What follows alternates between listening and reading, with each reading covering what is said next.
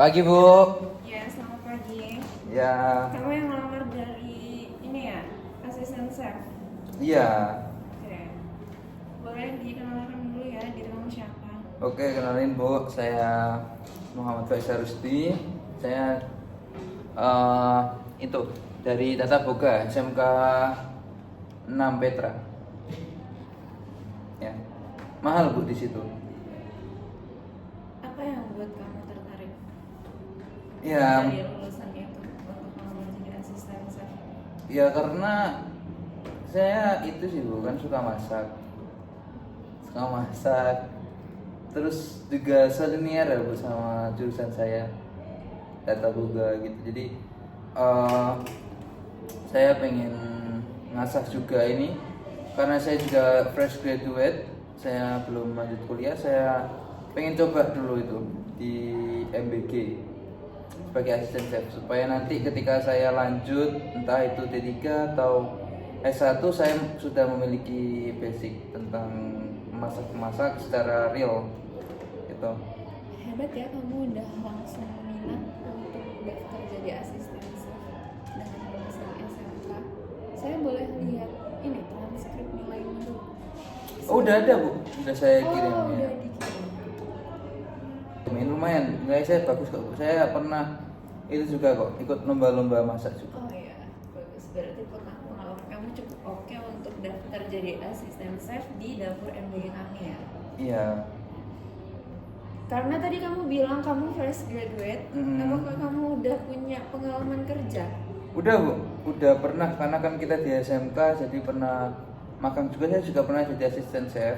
Saya di hotel bintang 3 waktu itu Bu, kebetulan punya Papi Ai itu. Berarti kamu udah sering lah ya bantu chef pas kemarin magang itu.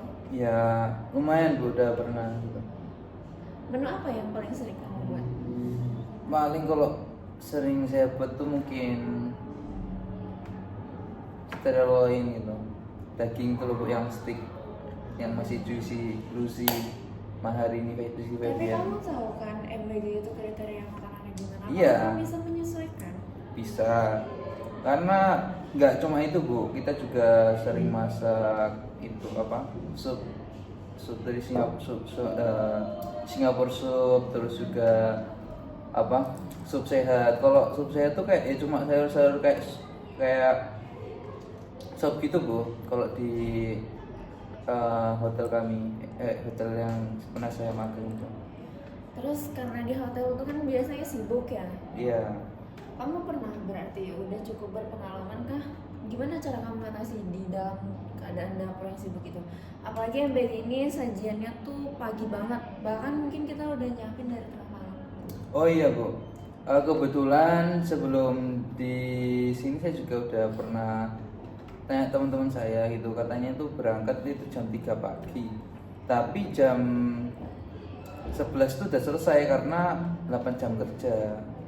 Jadi menurut saya it's fair Bu, jadi bangun jam 3 itu saya sudah sering gitu. Saya di situ biasanya ya sudah ngecek bursa saham gitu sama orang tua saya. Oh iya. Kenapa kamu nggak menanamkan itu aja daripada jadi asisten chef di dapur MBG? Karena itu sih Bu, karena ini sebenarnya seluruh Papi Ai gitu kayak kerja gitu. Papi Ai suruh Ai buat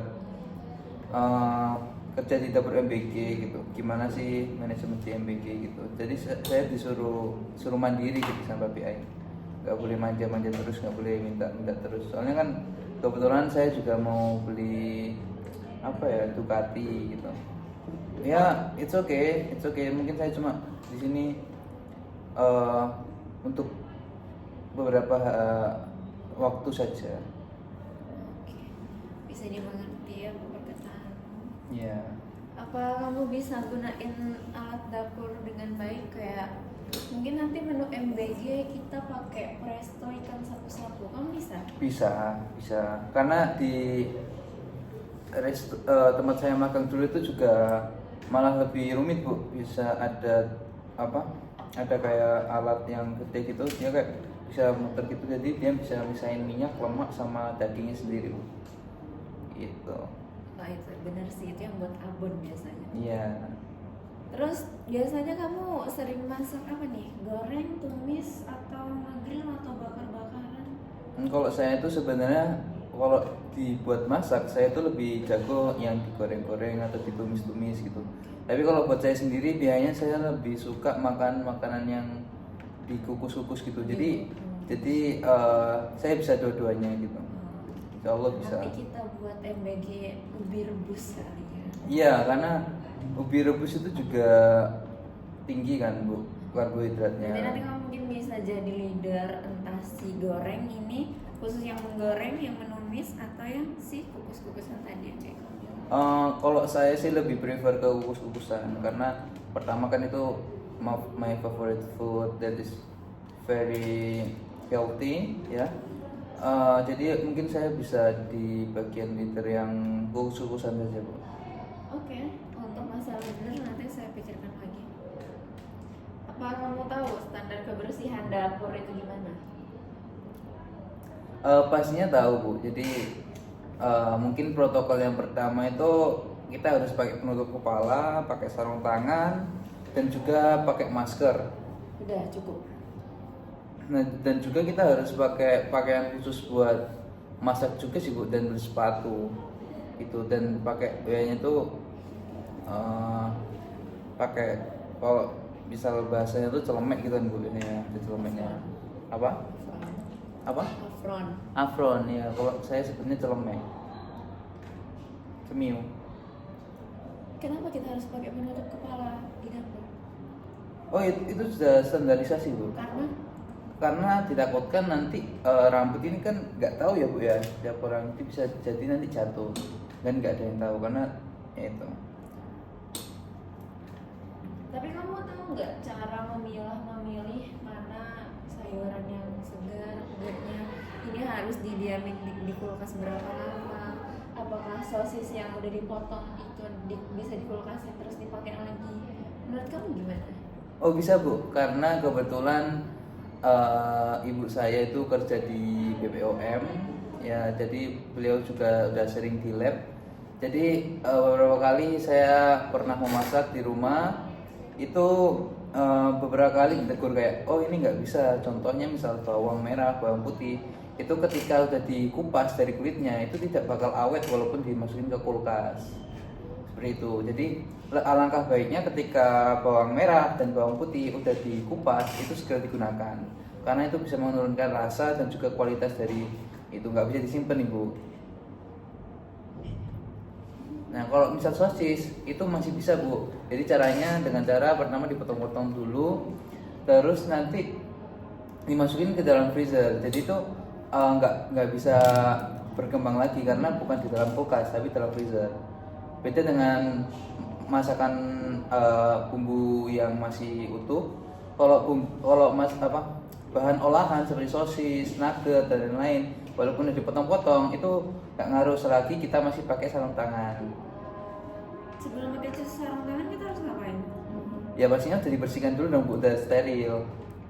Sebelum pakai sarung tangan kita harus ngapain? Di tangan, entah itu pakai hand sanitizer atau pakai sabun. Terus kalau dapur lagi rame, kan kamu nih ibarat kata asisten chef itu bisa jadi leadernya ya. Ya. Apa yang harus kamu lakukan ketika dapur lagi rame? Rame dalam konteks lagi sibuk banget, kita lagi dikejar waktu, entah itu karena masakan yang tadi yang disimpan di dalam kulkas itu lagi darurat banget untuk segera diganti. Kamu sebagai leader itu apa?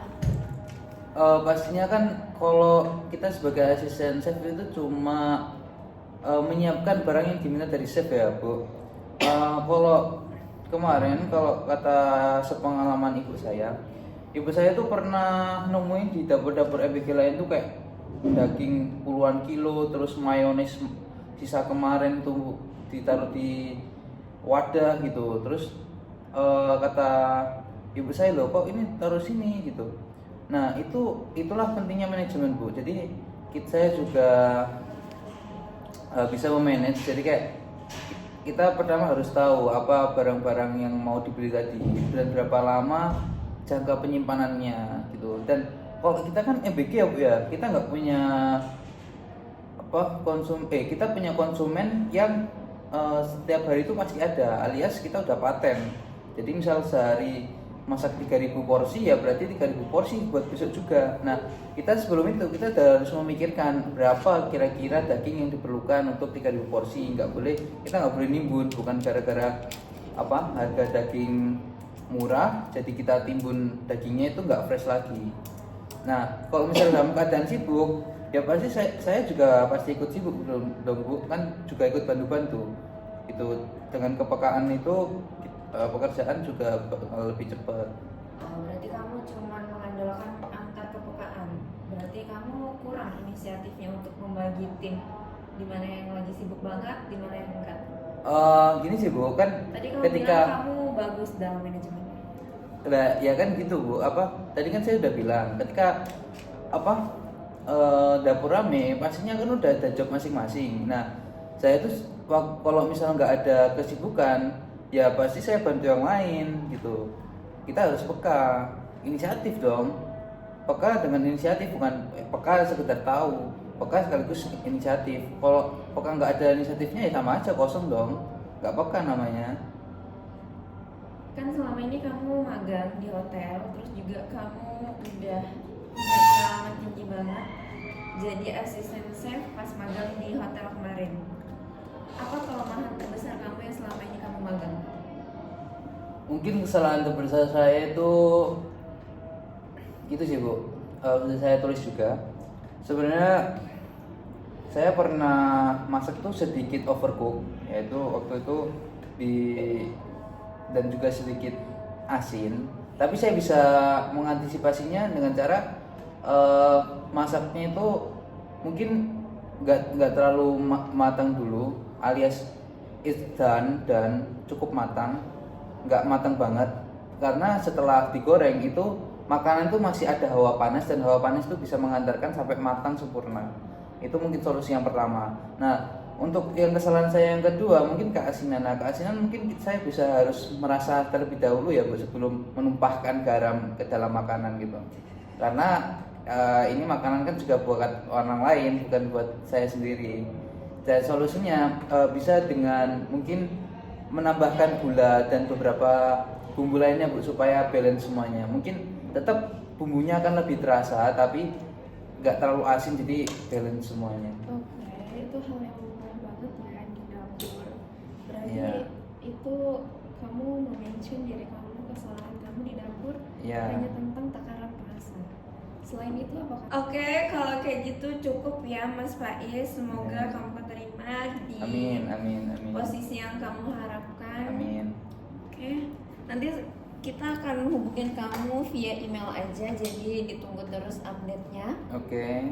Terima kasih karena kamu sudah bersedia melamar di perusahaan kami. Oke, terima kasih Bu.